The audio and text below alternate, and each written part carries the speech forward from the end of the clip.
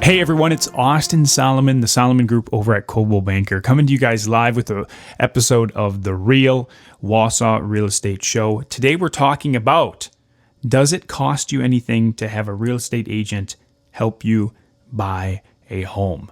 We get this question a lot, and the short answer is no.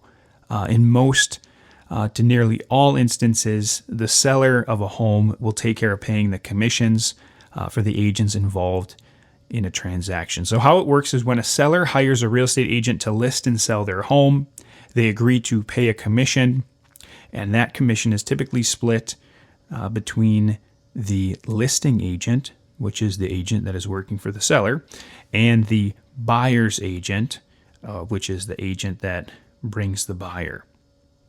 Right? So the good news for you, if you're a buyer, is that when you hire an agent to help you throughout the process, it doesn't cost you anything. Now, there is a few catches or a few instances where a buyer may have to compensate a realtor, and these are good things to know. So if we go back to our example, the seller hires an agent to list and sell their home, right? And they, split that commission. What if the seller doesn't have an agent? What if they post the home for sale by owner, or they try to sell it on their own? Right? So in that case, there's really no agreement. So if someone, you see one of those for sale by owner signs in the yard, or you go on Zillow and it says for sale by owner, right? Then there's really no agreement for that seller to compensate a realtor, right? So in that case, if you have hired an agent to be your representative, and you've kind of worked out some kind of buyer's agreement, and you have that in place, then a lot of times one of the things that's in that agreement is a provision that says, hey, what happens if there is a for sale by owner or a private sale? What happens, right? Because a lot of times as agents, we might know of sellers that are thinking about selling, or we may see a for sale by owner, and we want to be able to bring those to our clients as well. And so a lot of times, that's a common way to do it. So what happens though? So a lot of times what happens is, in that case, the buyer's agent can still bring a buyer, to a for sale by owner.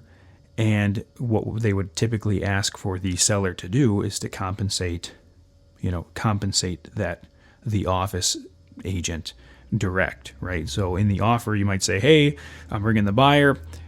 We'll take care of the sale for you here. However, we'd like you to compensate our office for our services, right? And that's a very common thing that happens. Now, on the rare case, sometimes a seller may say like, hey, well, guess what? I'm not paying you guys anything, right? And it's happened a few times in my out of the 750 some deals that I've done, I think there's been a few times where that's been the case. And then a buyer has to decide like, hey, does it make sense to buy this house and compensate the agent direct, right?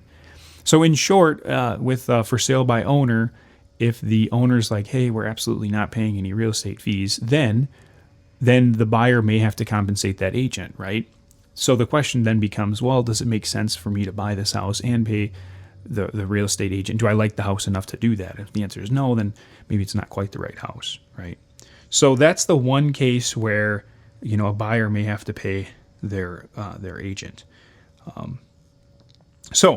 One other area, as long as we're on the topic here, one other thing that I thought I would talk about is, what if there's just one agent involved?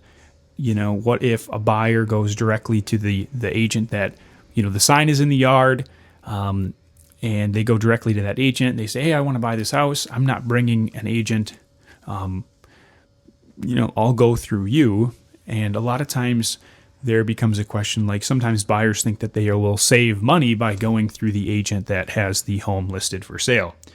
And in some instances, the buyer might think that they're saving money by not bringing an agent. But in most cases, what happens is that the commission that would have gone to the buyer's agent instead just goes to the listing agent, and there really isn't any savings. Now, there could be a case where, in some odd cases, the listing agent, if there's a small discrepancy or a if there's a small amount that keeps the deal from coming together, there may be a case where a listing agent might chip in or bridge a gap in negotiating a deal to help all the parties work together.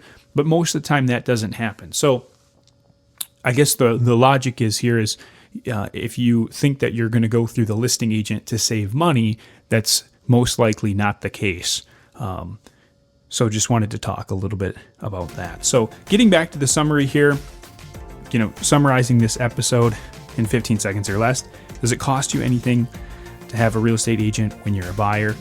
The answer is no. Probably 99% of the time, no. There's that one case where it could, but again, when you're talking with your agent and you're agreeing to things and you're explaining how the process works, that's when you want to talk over those pieces and make sure that everyone's on the same page for that one exception. So thank you guys for tuning into this week's episode of The Real. We will catch you on the next episode.